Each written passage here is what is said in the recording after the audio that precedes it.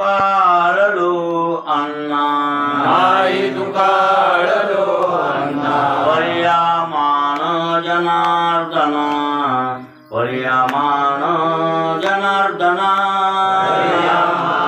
जनार्दना पर्यामान जनार्दना देव केला सकळ साक्षी देव केला सकळ साक्षी काळी आणि शुद्ध पक्षी काळी आणि शुद्ध पक्षी काळी आणि शुद्ध पक्षी काळी आणि शुद्ध पक्षी भोगी भोगविता भोगी भोगविता बाळा सवे तोची पिता बाळा सवे तोची पिता बाळासवे तोची पिता बाळासवे तोची पिता देव केला सकळ साक्षी देव केला सकळ साक्षी काळी आणि शुद्ध पक्षी काळी आणि शुद्ध पक्षी काळी आणि शुद्ध पक्षी काळी आणि शुद्ध पक्षी कर्म अकर्म जळाले कर्म कर्म जळाले प्रौढ तुका ते उरले प्रौढ तुका ते उरले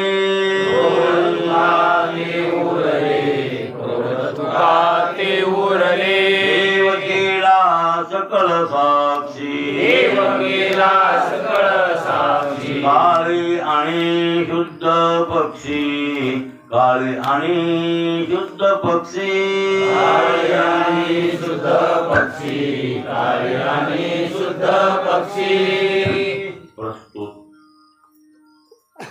प्रवचनरूपी सेवेसाठी निवडलेला अभंग दररोजच्या पाठातील जगद्गुरु तुकोबांच्या गाथ्यातील जवळीकरांच्या प्रतिप्रमाणे 315व्या क्रमांकाचा आपला अभंग चालू आहे आणि शेवटचं चरण थोडं राहिले म्हणून त्याचं चिंतन करण्यामुळं आणखीन पुनश्चेतचा उपक्रम कर्म अकर्म जळाले ज्याचे कर्म आणि अकर्म जळाले त्याला प्रौढ उरत त्याला काय उरत प्रौढ आणि कर्म अकर्म जळाल्याशिवाय प्रौढ उरत नाही आणि प्रौढ उरल्याशिवाय कर्म अकर्म जळत नाही असा त्यातला समन्वय दोघांची अशी तादात्म्य त्याच्या दोन्ही गोष्टी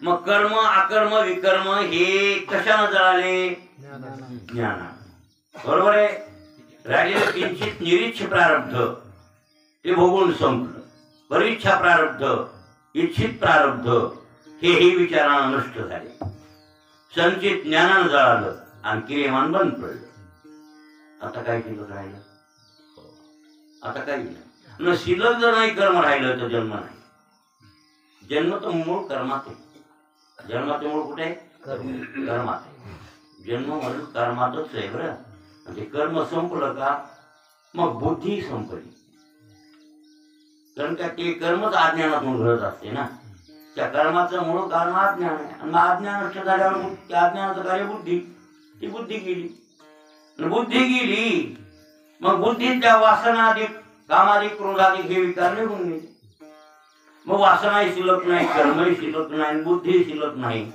मग आभास कुठंच रूप झाला आणि कुठंच पहिलाच ब्रह्मरूप आहे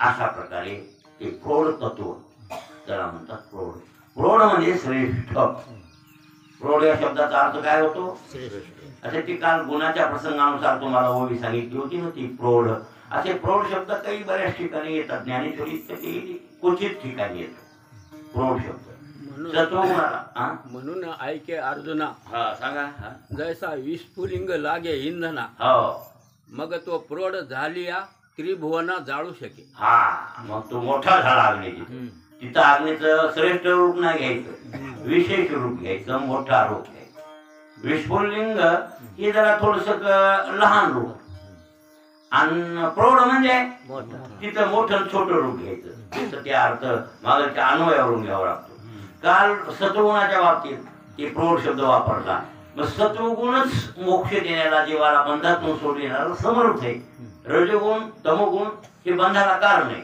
आणि सत्वगुण बंधास सोडविण्यास साधक आहे. असं समर्थ तोच आहे. तिथं अर्थ समर्थाचा घ्यायचा. बऱ्याच ठिकाणी जरी प्रौढ शब्द आला असेल तर तिथं प्रौढ म्हणजे श्रेष्ठच असा मात्र अर्थ घेऊन तुकारामाला इथं मात्र आहे की प्रौढ तुका ते उरले. प्रौढ उरले म्हणजे श्रेष्ठ उरलं. आणि श्रेष्ठ उरलं. श्रेष्ठ सुद्धा कनिष्ठाच्या सापेक्षतेवर आहे. कनिष्ठाची सापेक्षता म्हणून श्रेष्ठ. लक्षात अप्रौढ याची सापेक्षता प्रौढ. लक्षात आली नाही बोललेलं. अप्रौढ काय नव्हती की अप्रौढ बाळकी है ना. तारुण्य राहे ठोकी. अप्रौढ म्हणजे नासमज नासमंजस लहान. वयानं लहान इथं नाही करायचं. नासमंजस अप्रौढ आहे. एखादा माणूस मोठा झाला असेल आणि डोकं काम करीत नसेल त्याचं दवाखान्यातून सर्टिफिकेट मिळवून त्याचा वयानं फेल होते. होईल की नाही. दिमागात कमी आहे मतिमंदन त्याचं खरडून घेतलं कोणी घेणारा ना मतिमंद आहे आणि त्याचं वावर खरडून घेतलं त्या घेणारानं आणि त्याचं दवाखान्यात नेऊन सर्टिफिकेट काढलं हे मतिमंद होता म्हणजे अप्रौढ आहे हे. आणि अप्रौढाचं यानं खरडून घेतलंय परत करा ते वावर. होतंय की नाही. महत्व कशाला आहे. प्रौढाला आहे. प्रौढ झाला आणि प्रौढ म्हणजे मोठा असा अर्थ घेऊ नका. तिथं प्रौढ म्हणजे शहाणा जाणकार हुशार श्रेष्ठ असा. मी इथं ब्रह्माच्या बाबतीत प्रौढ म्हणजे त्याला श्रेष्ठ म्हणले बनला. आणि सगळ्या जगात ब्रह्म श्रेष्ठ आहे. बाकी सगळे कनिष्ठ आहे. मग श्रेष्ठ कनिष्ठ कनिष्ठाच्या अपेक्षेनं श्रेष्ठ.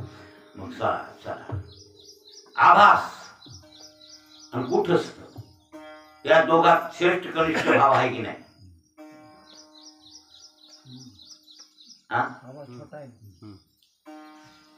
कस कुठस्थ श्रेष्ठ कुठस्थ श्रेष्ठ आणि आभास कनिष्ठ. आभास कनिष्ठ आहे ना. का बुद्धीत आनंद बुद्धीचं तादात्म्य घेतलंय त्यानं. कोणी आभासानं बुद्धीचं काय घेतलंय तादात्म्य. त्याच्यामुळं ते कनिष्ठ आहे.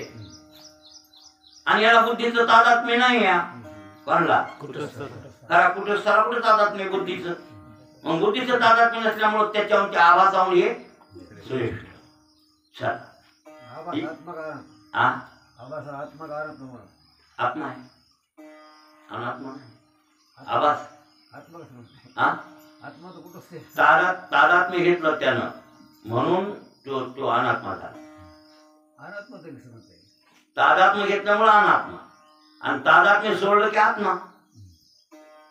उपाधीनं ते काय उपाधीमुळं ते बसलं ना अडकून.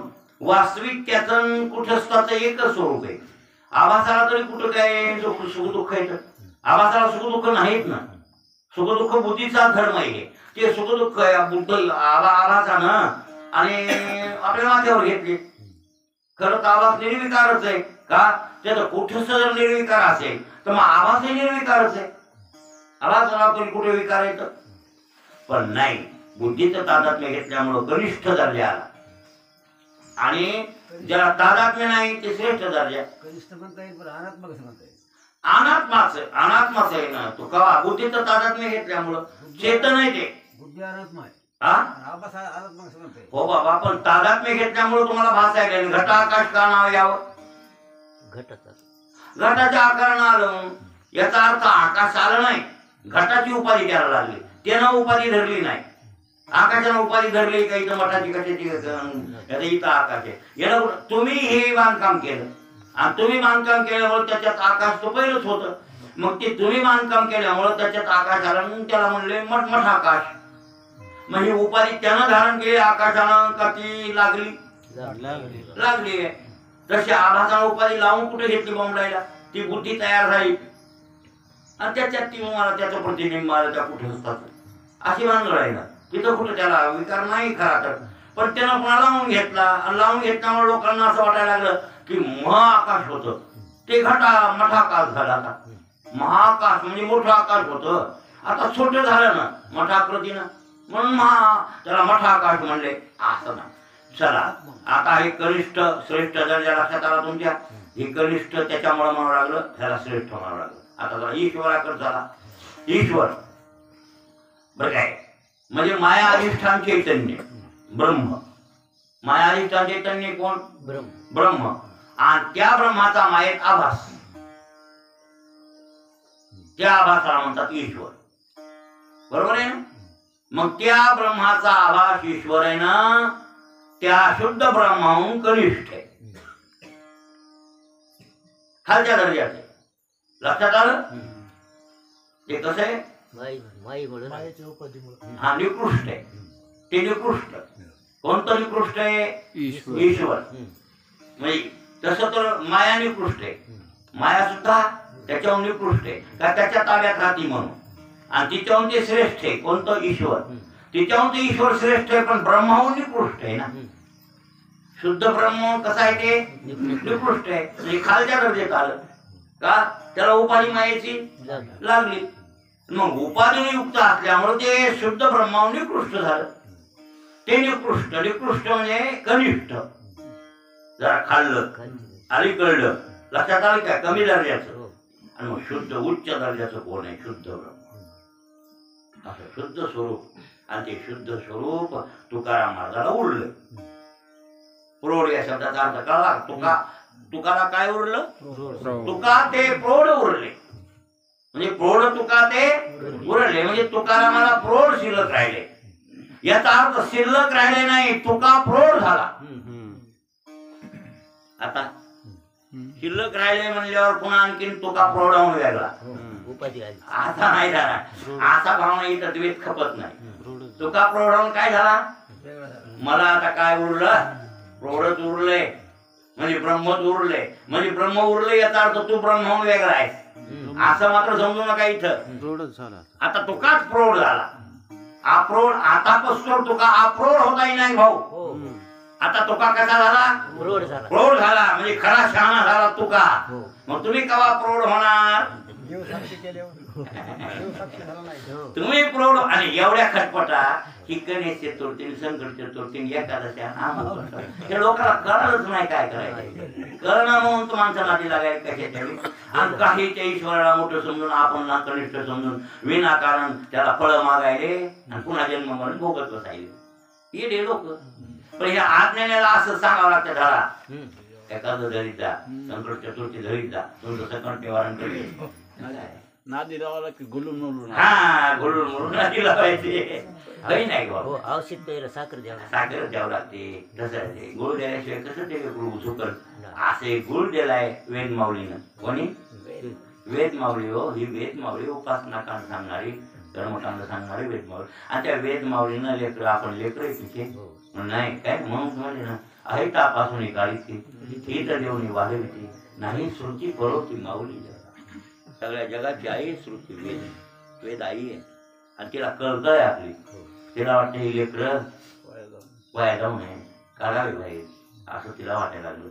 म्हणून तिनं हे रोज काय आणि रोचनात्मक तुम्हाला हे स्वर्गाधिक फळ हे ते सुख हे ते दाखवले. हे लोकातले सुख मिळते, तुम्ही असं वागा तसं वागा. ही असे रोचनात्मक सांगून तुमच्या उपासनेवर तुमची प्रवृत्ती तिचा मूळ हेतू नाही तिथंच अडकून बसावं म्हणून. पण तुम्ही मात्र तिथंच अडकून बसायचे. तुम्ही तिथं गुळच खात बसायचे. औषध सेवीच ना. गुळ खायचा सोडून द्या आणि औषध घ्या. औषध खाण्यासाठी गुळ दिला होता त्या माऊलीनं. पण या आपली आई वेदरूपी आई तिनं. पण आपण तेच करीत बसायलो. पुढचं जन्मावर आणखी बंड वाढवायलो. हे कर्म म्हणजे सकाम भक्ती करून सकाम भक्ती करून नळी सोड्या पडण वाटायला हा नाही पडत मरत नाही. त्याला काय होत नाही. पण याचा संशय संशयात पडलं नाही हे असो. मग आता प्रौढ कळला तुम्हाला? प्रौढ म्हणजे कोण? श्रेष्ठ ब्रह्म. अशा ब्रह्मस्वरूपाची प्राप्ती तुकोबारायांना झाली. लक्षात आलं? चला आता सहज मानिकाचा तिथं संशय होता ते सहज गोळीला आलेला का हे कशानं झालं? अपरोक्ष ज्ञान. कोण्या ज्ञानानं? तुम्हाला सांगितलं ना ज्ञानामध्ये अपरोक्ष आणि परोक्ष. बरोबर आहे ना? असं आहे. तर परोक्ष ज्ञान म्हणजे अस्थिब्रह्मी. अस्थिब्रह्मीची तेच वेद आहे ना, हे ब्रह्मरूप आहे. हे अशा प्रकारे आणि मग यानं असत्वापाद आवरण लुटतो. आम्हाला पाद नाही बरं, असत्वापाद. ब्रह्म जगात नाही किंवा देव जगात नाही असं जे काही डोसक्यात होतं ते डोसक्यातलं जातं. ते गुरुमुखातून शास्त्र श्रवणानं केल्यानंतर जगात ब्रह्म एक काहीतरी वस्तू आहे ते कळायला लागतं मला. आणि हे कळाल्यामुळं असत्वापाद आवरण निघून नृत्य होतं. कशामुळं? परोक्ष ज्ञान. त्याच्या पुढे राहील अपरोक्ष ज्ञान, त्याचा पुढचा टप्पा. ते अपरोक्ष ज्ञानामध्ये दोन प्रकार, एक दृढ एक अदृढ. हे विचारसागरात नाही. तुम्ही हुडकीत म्हटली तरी सापडणार आणि का नाही हे बुद्धिनिश्चयात म्हणजे ज्ञानशक्ती सांगितलं ना महाराज. नाही. पण विचारसागरात कुठे दाखव, सांगितलं होतंच ते. कुठे मला दाखवण्याचा विषय इतका. आता सांगतो ऐक. अदृढ अपरोक्ष ज्ञान म्हणजे काय? म्हणजे काय ते सांगतो तुम्हाला. किंचित मल विक्षेप शिल्लक असतात आणि असंभावना विपरीत भावना किंचित शिल्लक तिथं असतात. लक्षात आलं? हे विचारसागरात एवढा बारकावा नाही बरं, एवढा बारकावा तिथं नाही. विचार चंद्रोदय पहा, कोणता ग्रंथ पहा, विचार चंद्रोदय. किंचित असंभावना विपरीत भावना शिल्लक आणि किंचित मल विक्षेप आहे चित्तात. अपरोक्ष ज्ञान आहे पण अदृढ आहे.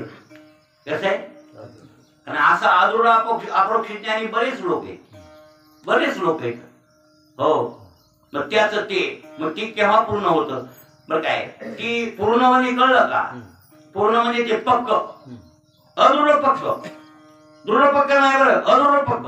केव्हा होतं ते अदृढ पक्क? एक लक्षात ठेवा, ती वासना ते शिल्लकच राहतं. म्हणजे थोडीशी ते मल विक्षेप हे असंभावना विपरीत भावना ह्या थोड्या शिल्लक त्या बळकावलेल्या असतात.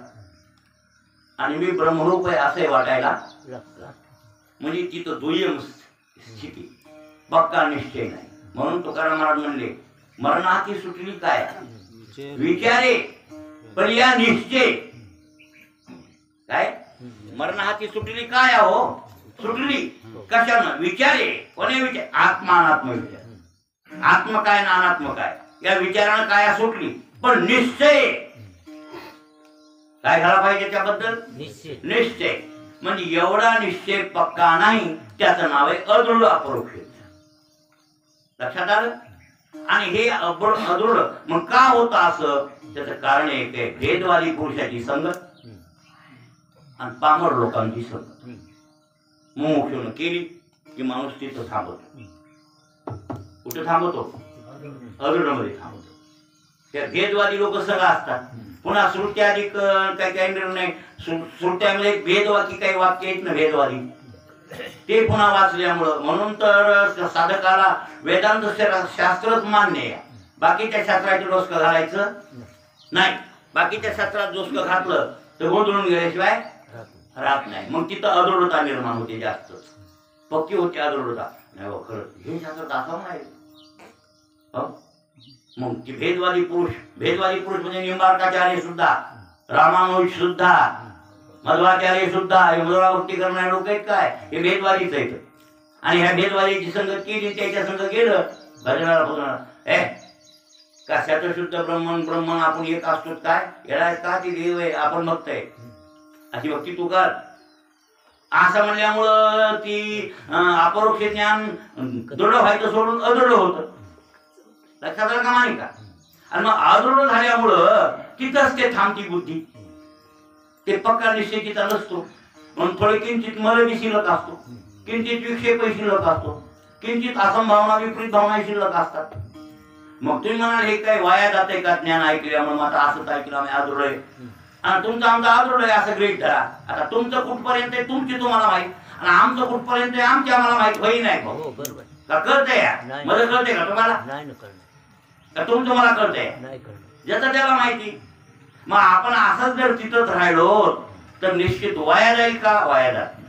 असा जर तो ज्ञाता वारला म्हणजे मेला, लक्षात आलं का आपल्या भाषेत, तर त्याला इच्छा असेल तर उत्तम लोकाला जातो, पण निरीच्छा असतो तो, म्हणून उत्तम लोकात गेला तरी त्याचं मन रमत नाही, का त्याला मोक्ष पाहिजे होता.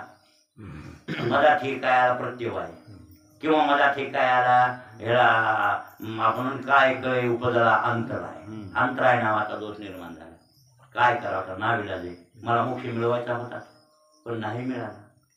स्वर्गाधिक भोगाची इच्छा नव्हती, मला उत्तम लोकांची काही प्राप्ती व्हावी अशी इच्छा मुळीच नव्हती, तरी पण मला इथं आणून बसविलं असं वाटायला लागतं. म्हणून ते तिथं कंटाळतो, नको वाटते त्याला. मग त्याला त्याची इच्छा तशी असल्यामुळे, मोक्षाची इच्छा असल्यामुळे पुन्हा त्याला जन्म मिळतो. बरं काय, श्रीमंत पवित्र कुळामध्ये किंवा ज्ञानाच्या घरी जन्म मिळतो. लक्षात आलं? हो, म्हणून सुचीनाम श्रीमताम गे योग भ्रष्टोपी असा हा योग भ्रष्टेवर आहे. हे कोण आहे? अदृढ अपरोक्ष ज्ञानी योग भ्रष्ट आहे महाराज. असा योग भ्रष्ट उत्तम कुळामध्ये, श्रीमंत कुळामध्ये, पवित्र कुळामध्ये जरी मोठ्या लोकांना आला तर जन्म घेतो, आणि जन्म घेतल्यामुळं राहिलेलं जे अपरोक्ष ज्ञान आहे ते तिथे येऊन दृढ करतो, आणि दृढ करून मोक्ष मिळवतो. वाया गेलं का? फक्त मुक्काम पडला, मुक्काम वाळले असं ग्रहित झाला, पण वाया जात नाही. चांगदेव तिथं होता, त्या अवस्थेत होता. बरं का, लक्षात नाही का? आता सोची घ्यायची गरज नाही तुला जास्त म्हणजे लय विस्तार करावा लागला मला, आणि विस्तार करून सांगावं लागलं. चांगदेव इथं होता म्हणून त्याला ज्ञानोबाकडे जावं लागलं. म्हणजे चांगदेव अज्ञानी होता असं समजू नका, अज्ञानी होता. कसं म्हणता येईल अज्ञानी? बरं, विचार सागर सांगणारा माणूस अज्ञानी म्हणावं का? तुम्ही सांगा. हा, जो माणूस विचार सागर सांगतो शुद्ध व्यवस्थित, बरं काय, तसे विचार सांगणारे पुष्कळ, त्याला काय नाही. कारण काय यायला कळणार, त्याला सांगायला ऐकणाऱ्याला कळ ना, आणि त्याला सांगा येईना. असे सांगणारे तर बकळ असतील, त्याला काय करायचे. तसे तर विचार सागर सांगणारे नाहीतच माणसं. त्याला बोला हजारात एखादा, किती हजारात नाही बाबा, लाखात एखादा. बघा आता आपल्या नरवड किती लोकसंख्या आहे? 5,000 असेल. 5,000 महाराज, किती काही लाखात एखादा भाऊ, आणि लाखात बी नाही कोटीत, आणि त्याच्यातून मी सांगणाऱ्या त्या कोटीतल्या सांगणाऱ्या खरा सांगणारा उभा एखादा. हा, असे म्हणजे भगवंताचं चिंतन म्हणून सांगणारे वेगळे, आणि खरा विचार सांगणारा मनवा, खरा विचार सांगतो. गुरुजी रंगनाथ गुरुजी बोलायचंच नाही त्यावर, त्याचा अनुभवातूनच होतो. कोणाचं? अनुभवातून सांगणारा वेगळा, आणि बिना अनुभवाचं सांगणं वेगळं. गरोदर माझी लक्षणं सांगायली बिना लग्नाची कुमारिका. काय लक्षात आलं बोललेलं? काय तिचा अनुभव आहे? गरोदर राहिल्यावर अमुक होते, लोकांचं ऐकून सांगू लागले. दुसऱ्या बाईचं ऐकलं, अभ्यास करून दुसऱ्या बाईचं ऐकलं. गरोदर राहिल्यावर असं होतं, तसं होतं, डोळे होतात, अमुक होते, तमुक होते, शिशारी लागते, काही अमुक काय काय ह्या गोष्टी ती बोलू लागली. कोण? कुमारिका, बिना लग्नाची पोरगी. ही बिना लग्नाच्या पोरीचं बोलणं अनुभवातलंय का बिना अनुभवातलंय? बिना अनुभवात. आणि खरी मग लेकरू झाल्यावर बाळांतीन होणारी बाई तिच्याकडून विचारल्यावर मग ते खरं अनुभवात होई नाही. तसा ज्या महात्म्याला त्या ब्रह्माचा अनुभव आहे, त्याच्या मुखातून विचार सागर केलेला ते खरं, असा त्याचा अर्थ होतो. मग आपल्यासारखे असे खुश करायचं, त्याला काय करायचंय? लक्षात आलं?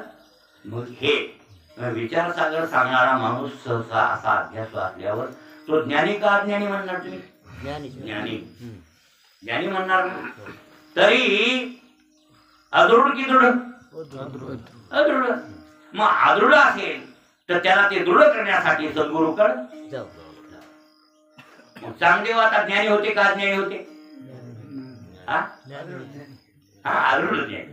मग अदृढ ज्ञानी आता ते दृढ ज्ञानी व्हायला माऊलीकडे गेले, आणि म्हणूनच महाराज एका ओळीत काम झाले. त्याच इथवर सगळं पक्क होतं महाराज, हे मागलं सगळं पक्क होतं. एके साहेब त्या चांगदेवाचं मागलं सगळं पक्क होतं, फक्त तितकं राहिलं होतं. कसं काय? हे असे भेदवादी लोक असे म्हणतात बरं काय. पुन्हा आणखी हे शास्त्र भेदवादी असे बोलतात, द्वैतवादी शास्त्र. मग हे नेमकं अद्वैत शास्त्र असं म्हणते यातला थोडासा घोटाळा किंचित डोसक्यात असतो. आवरणच राहिलो तुम्हाला हा, थोडं ते आभानापाद आवरण. आता ते मग ज्ञानोबाराकडे गेले आणि ज्ञानोबाराकडे घेऊन ज्ञानोबाराने ते तया पुत्र तू वटेश्वरा रवा जैनचा कापुराचा सांगया मज तुझा आपण याचा बोल आहे. एक ओवितच काम झाले भाऊ. हो किती ओवित एक बघा ना तुम्ही. 65 ओव्या सांगितल्या, फक्त इतर सांगितले इकून तिकून. खरं सिद्धांताची ओवी तेवढी आहे. कोणती तया पुत्र तू बाकीचं तर वटेश्वराचं वर्णन ब्रह्माचं वर्णन केलं. ब्रह्माची म्हणजे ब्रह्माचं वर्णन भेदत्वाने केलं तिथपर्यंत 35 ओव्या पावेतो. ब्रह्मा आहे असं आहे तसं आहे तसं आहे तसं हे वर्णन सगळं ब्रह्माचं. पण अद्वैत नाही केलं. तू ते एक काही असं नाही म्हणले. आधी फक्त तसं ब्रह्म असं ब्रह्म असं ब्रह्म वटेश्वर वटेश्वर नाव घेऊन आपण त्याच वर्णन करीत बसली माऊली 35 होया. कोणाचं? त्या ब्रह्माचं म्हणजे वटेश्वर वटेश्वर नाव देऊन आपण राम द्यावं लागतंय, कोणी गणपती द्यावं लागतंय, कोणी काय महादेव द्यावं लागतंय, नाव द्यावं लागतंय. नाव दिल्याशिवाय ओळख पटत नाही ना. कोणी केली ना सुरती माऊलीनं काहीतरी खून करावे लागते. बरोबर आहे की नाही? काहीतरी खून तशी खून करून काहीतरी नाव देऊन मग वटेश्वर नाव दिलं. त्याचा गुरु वटेश्वर होता. जवळचा असल्यावर लोक पटत या रामाला राम आणि कृष्ण त्याला कुठला माहित, त्याला जास्त माहित कोण होता? वटेश्वर. ते वटेश्वराचा उपासक होता. त्याचे गुरुचंही नाव वटेश्वर आहे आणि महादेवाला वटेश्वर म्हणतात. त्याचा भक्ती होती वटेश्वरावर. म्हणून तुझा वटेश्वर ब्रह्म असा आहे तसा आहे तसा आहे अमुक आहे म्हणून इथवर सांगितलं. आणि मग 36 लगेच तया पुत्र तू म्हणजे ते तू एक आहेस तत्त्वम असे हे महावाक्य सांगितलं. फटकन काम झालं. कोणाचं? चांगदेवाचं. मग चांगदेवाचं. मग आपल्याला तर रोजच ऐकायला तत्वमसी ऐका ना. तुमचं कसं काम होईना? हा म्हणजे चांगदेवासारखे तुम्ही ज्ञानी नाही. अरे आपले तर काय हेच गेलं नाही कोणतं मल विक्षेपच गेले नाहीत आपले. आपण विवेक वैराग्य समाधी षटक मुमुक्षत्व या गोष्टीवर साधनेवर आरूढ नाहीतच. ते सगळं हे परिपूर्ण होऊन गेला होता. हे सगळे कुठाने करून करून करून अदृढ अपरोक्ष ज्ञानावर आरूढ होता. कोण? चांगले. म्हणून याच्या ओवित्याचं काम. आता दृढ अपरोक्ष ज्ञान त्याच्या पुढचा टप्पा आहे. दृढ अपरोक्ष ज्ञान एक लक्षात ठेवा. हा सद्गुरूच्या मुखातून श्रवण केलं शास्त्र तत्वमसी महावाक्य ऐकले आणि त्या दृढ अपरोक्ष ज्ञानावर बरं काय आरूढ म्हणजे मल विक्षेप निशेष नष्ट झाले. असंभावना विपरीत भावना निशेष मावळल्या. हा आणि आभानापाद आवरण आहे हे सगळं नष्ट होतं. का कसं होतं सांगतो तुम्हाला. ते श्रवण केलं. श्रवण केल्यावर त्याचं मनन केलं आणि मनन केल्यावर निधिध्यासन केलं आणि निधिध्यासन केल्यावर हे सगळं राहतच नाही. ते निधिध्यासनचा जर अभाव असेल तिथं तर हे थोडंसं राहतात. हे का राहिलं? गुरुवाक्य ऐकलं, सत्शास्त्र ऐकलं, मग आदृढ का दृढ का झालं नाही? त्याचं कारण एक आहे तुम्ही मनन केलं नाही. मनन केलं तरी पुढचा टप्पा निधिध्यासन केलं. निधिध्यासन करा की ते ब्रह्मस्वरूप जे आहे ते मी आहे आणि हे मन माझ्याहून वेगळं आहे. 5 कोश जरी असले प्राणमय अन्नमय प्राणमय मनोमय आनंदमय विज्ञानमय हे जरी असतील तर याच्यावर मी अलग आहे. माझा यांचा संबंध नाही. बुद्धीचा माझा संबंध नाही. कर्माचा माझा संबंध नाही. असा पक्का निश्चय नित्यानं करा. नित्यानं त्याचं नाव आहे निधिध्यासन. आणि मी ते ब्रह्म ते माझं स्वरूप आहे असा पक्का. आणि तुम्ही निधिध्यासन केलं की असा पक्का निश्चय होतो आणि निश्चय झाला की दृढ अपरोक्ष ज्ञान. आणि दृढ अपरोक्ष ज्ञान झालं की मग ती मुक्ती मिळते. जीवन मुक्तता जरी आयुष्य दिलं का आयुष्य नित्ययुक्त हा वयाशी सुलभ मी सतत हो म्हणून ध्यान ते निश्चित मीची होती. हो म्हणूनच ध्यान ते काय अनन्य चेता सतत यो माम स्मृती नित्यशः तस्याहं सुलभा पार्थ नित्ययुक्त योगिना. ज्ञानाग्नीचे मुखे जाळी कर्मे असेखे मग काय तो परब्रह्मची मनुष्य रेखे ओळख. एवढी ओळख झाली इथं. पुरोड तुका ते काय ज्ञानाग्नीचे मुखे हं? जाळीनी कर्मे आशेखे. आशेखे म्हणजे सगळे पुष्कळ. ज्ञानाग्नीच्या मुखानं सगळे कर्म त्यानं जाळले. असा ज्ञाता कर्म जाणणारा तो मनुष्य काय परब्रह्मची, तो परब्रह्मची आहे पण मनुष्य वेखे. म्हणजे मनुष्य रूपात तो आहे पण तो कोण आहे परब्रह्मची मनुष्य वेखे. ओळख तू अर्जुना त्याला ओळख. असे कोण म्हणायला कृष्ण संपूर्ण विक्षेप जाते. हो संपूर्ण परिपाक केला. हा निधी असण्याचा परिपाक झाल्यावर संपूर्ण विक्षेप जाते. बिलकुल काहीच राहत नाही. काहीच राहत नाही. मग हे विक्षेप कसा राहिला? अरे ती आलू लावते तसंच हे काही बी. नाही मग ते पाऊस- अरे हे तसं नाही बाला. हे आंबा जरी दिसला तर ब्रह्मरूप आहे. मग बाधित राहायला म्हणलं तर म्हणे. मग बाधित म्हणजे आता मिथ्या ठरलं. कोण नाही म्हणायचं मग. आम्ही ते नसतं. बाधित शब्दाचा अर्थ बी नसतं म्हणजे ज्ञात्याला जे दिसूच नाही असं येतं म्हणणं. हे मूर्खपणात लक्षण ठरेल ना. मग ज्ञात्याचा व्यवहार कसा होईल राहिलेला आयुष्यात. काय त्याला व्यवहारच होणार नाही. भाकर नाही खायची काहीच नाही खायचं असं होऊन जाईल ना. तसं समजू नका ना. ज्ञाताचा व्यवहार बाधित झाला म्हणजे नष्ट झाला असं नाही किंवा नाश झाला असं नाही. मिथ्या ठरला. आंबा मिथ्या ठरला. मग आंब्याच्या जागेवर कोण आहे ब्रह्म आहे. आंब्याच्या जागेवर कोण आहे ब्रह्म आहे. आणि मग मिथ्या रूपानं आंबा दिसला आम्हाला काय करणार आहे ते. हा तुम्हाला त्या दिवशी सांगितलं की दोरी रूपानं तिथं आहे आधारात असू द्या ना. पण आम्ही बॅटरी घेऊन तिला बघितलंय. कोणला त्या दोरीला. निश्चित ही काय आहे दोरी. आम्हाला माहित आहे ना. मग तिच्याहून 17 भाड्या आम्ही तुडून गेलो तरी कुठे काय करायची चावायची का. कळलं का. असा विक्षेप जरी समोर शिल्लक राहिला ते विक्षेप नसून ब्रह्म आहे. म्हणून तर जग ब्रह्मरूप जाणं हा हे ती साधूचे लक्ष. जे कसं आहे ब्रह्मरूप.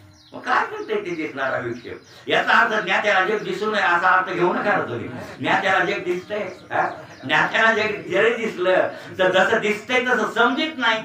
दिसतंय तसं आणि दिसतंय तसं न समजिने हेच खरं ज्ञान आहे. पैसा मी संसारा माझी असे हा. सकळा सारखा दिसे हा. तोय संज्ञा भाषे भानबिंब. हो दिसतो मी. लक्षात आलं की नाही. दिसतो पण तसा नाही मी असं जे सांगितले देवानं. आणि त्या बोधावर हा ज्ञाता दृढ अपरोक्ष ज्ञान आहे त्याचं. आणि दृढ अपरोक्ष ज्ञान झाल्यामुळं प्रौढ तुका ते उरले. आणि परब्रह्मची मनुष्य वेखे ओळखतो. मग तुकाराम महाराज आणि ब्रह्म आता दोन काही. आणि हे ओळखिणारा कोण रामेश्वर शास्त्री. त्याला कळाला बघा तो दुखिता तुलनेशी ब्रह्म तुका. आणि म्हणून रामेश्वरे मग पाया पडला शास्त्री. कोण मला वाटते शास्त्री होता म्हणून जमलं ते. ब्रह्माला जाणून ते येडा असता तर कळाला नसता तुका त्याला.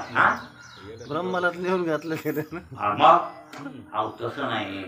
रामेश्वर तुकिता तुलनेशी. तुकिता म्हणजे तुकाची तुलना केली. म्हणजे तुलना नाम मोजमाप. कोणी केलं हे मोजमाप रामेश्वरानं. रामेश्वरानं कसं केलं मोजमाप सांगतो तुम्हाला. बुद्धिरूपी पारड्यात बुद्धिरूपी पारड एका पारड्यात टाकलं तुकारामाला आणि एका पारड्यात टाकलं ब्रह्माला. आणि काटा कोणता लावला ताजवा. विवेक रूपी ताजवा लावला. कोणता ताजवा विवेक रूपी ताजवा. बुद्धिरूपी पारड आणि विचार रूपी ताजवा म्हणजे काटा. आणि त्या काट्यानं मोजलं तर तुकारामाच्या बरोबरीला ब्रह्म भरलं. हे रामेश्वराच्या पारड्यात.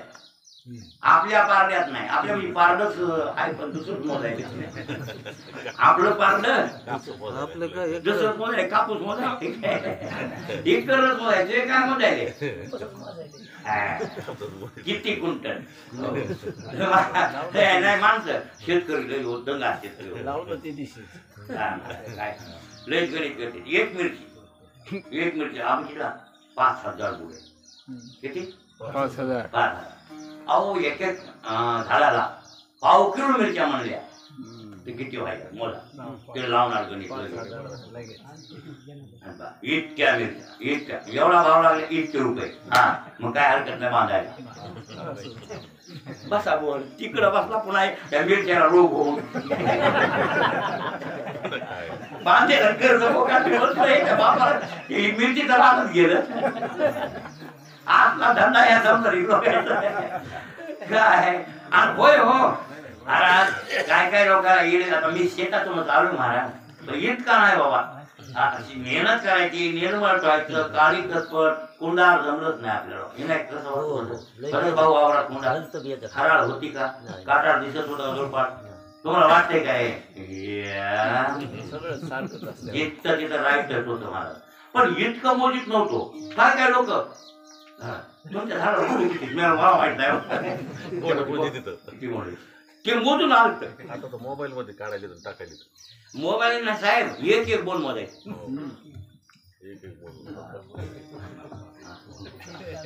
काय असं ते असं बोलून माझ्याकडे येत होते हो तुमच्या कासाला किती मोठे मला माहित आपण मोजलेच नाही काय हो नाही मी मोजले म्हणून म्हणायला तुमच्याला किती येतं मग इतके येतं हा चला वाट तुमच्या आम्हाला आमच्यापेक्षा जास्त वाटायचं तुम्ही काय केलं काहीच नाही भाषण खाते थोडी मेहनत असते थोडे दिवस हा तुम्ही तर झोपा काढता गावगाव जातो बस कापूस सांभाळालाय मला म्हणून लागलं ते मी आम्हाला ते यायचं तसं ते कोण मोजीत बसतं त्या व्हायचं तेवढं होतं इतकं मोजीत बसल्यानं फक्त मेहनत करणं आपलं काम ते करीत जाऊ त्याला कुठे कळते काही हे भास्कर बी टिपरे मोजायला मला ते कांदे मोजीत या आणि इतके कांदे म्हणल्यावर इतकं वजन आणि इतका वजन एवढा भाव आणि एका एकात इतकं म्हणल्यावर इतके रुपये दोन बंगले हरकत नाही घर वाळा बांधायला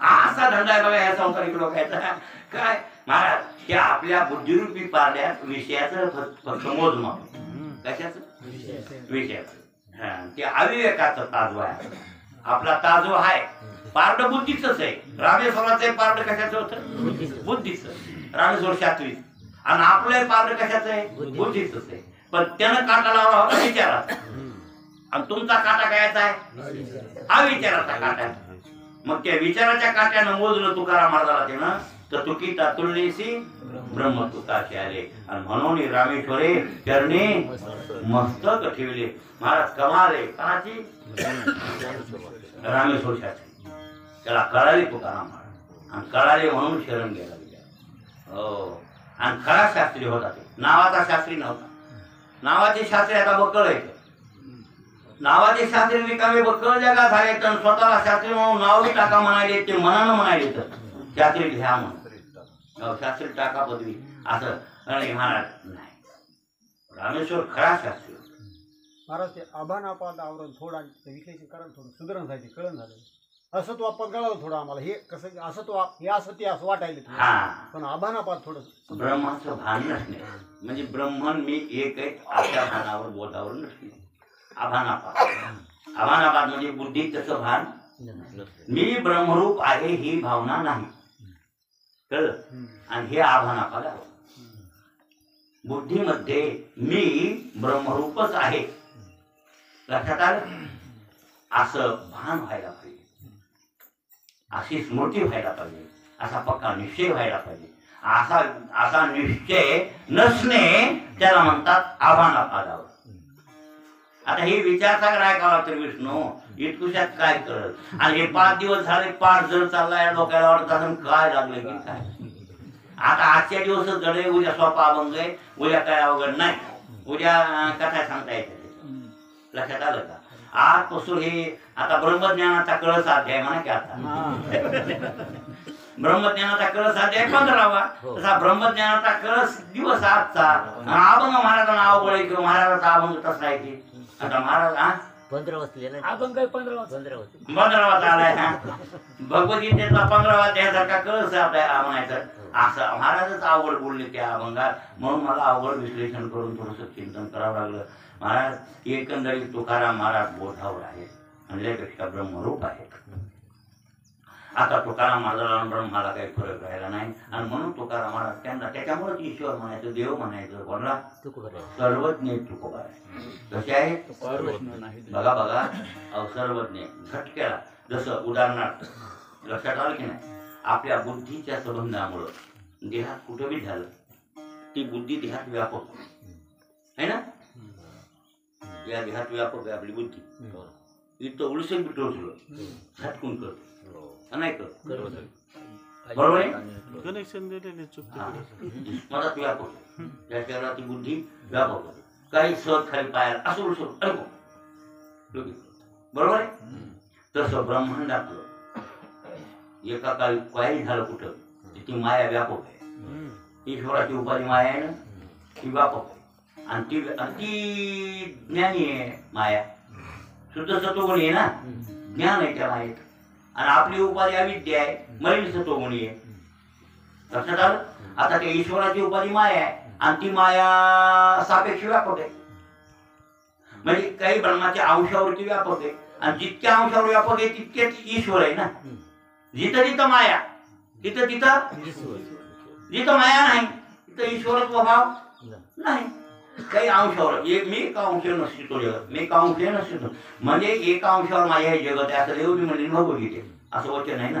म्हणजे सगळ्या ब्रह्मावर माया व्यापक नाही, काही भागावर व्यापक. मग काही भागावर व्यापक आहे ती माया आणि त्या माया इतकं ते ईश्वर आहे. आणि म्हणून माया केवढी म्हणायची तर या ब्रह्मांड एवढी एवढी, हे ब्रह्मांड केवढे तेवढी असं गृहीत धरा. असे अनंत ब्रह्मांड आहे. त्या अनंत ब्रह्मांडे असतील तर आनंद ब्रह्मांडात माया आहेच, त्याचा मेल कोणाला लागलेला नाही. अशी माया सापेक्ष व्यापक आहे म्हणून. आणि ईश्वर भाव त्या आणि ब्रह्माला तितका आला, तितक्या भागाला आला असा ईश्वर भाव.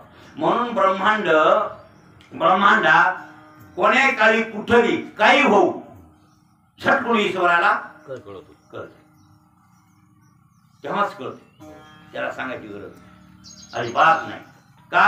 हे सगळं विराट रूप, 21 ब्रह्मांडे, 21 स्वर्ग आणि सप्त पाताळादी हे सगळं जे ब्रह्मांड आहे हे त्याचं शरीर आहे विराट.